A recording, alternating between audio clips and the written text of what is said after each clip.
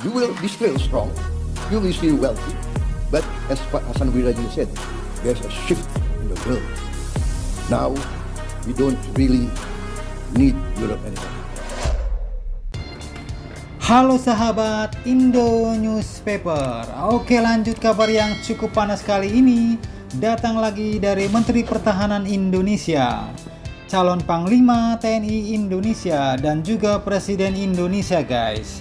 Yang pertama, baru-baru ini Menteri Pertahanan Indonesia yaitu Bapak Prabowo Subianto pun tiba-tiba menyatakan dengan gamblang bahwa saat ini kami tak begitu butuh lagi Uni Eropa guys. Nah loh.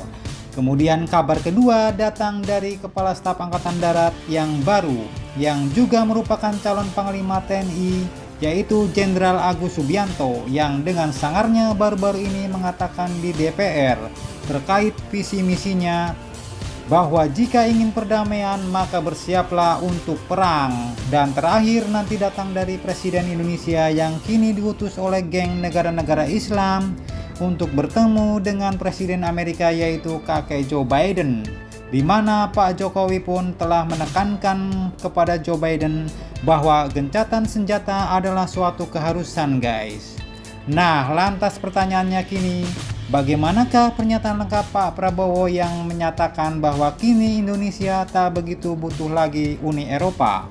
Apakah maksudnya dan dalam bidang apakah itu? Kemudian bagaimanakah pernyataan lengkap calon Panglima TNI Jenderal Agus Subianto yang mengatakan bahwa jika ingin damai bersiaplah untuk perang?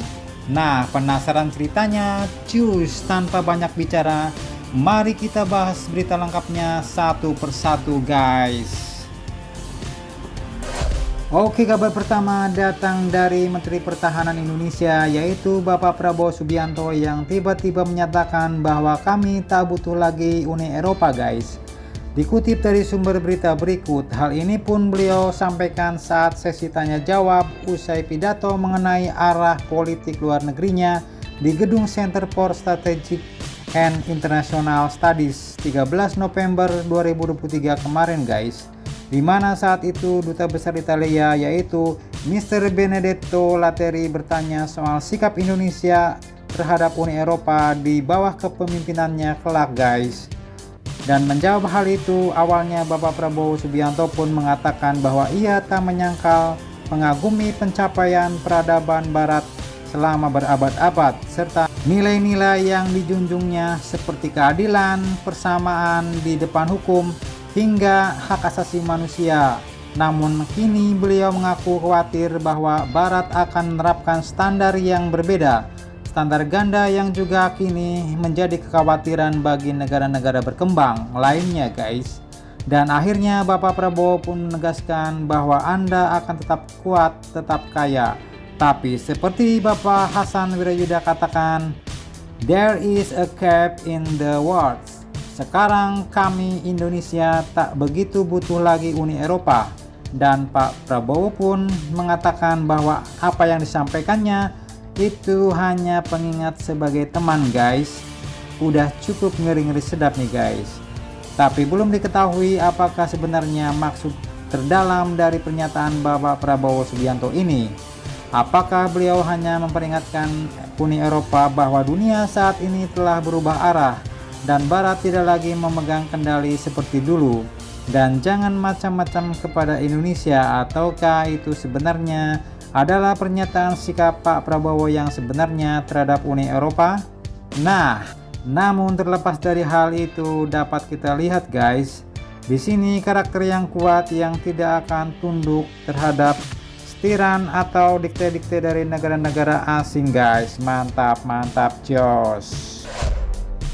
Oke, lanjut kemudian kabar kedua yang tak kalah mantap datang dari Kepala Staf Angkatan Darat Kasat sekaligus calon Panglima TNI yang baru, yaitu Jenderal Agus Subianto yang baru-baru ini menyinggung perang Palestina dan Israel dalam proses fit and proper test sebagai calon Panglima TNI di Komisi 1 DPR RI Jakarta Senin 13 November 2023 kemarin guys.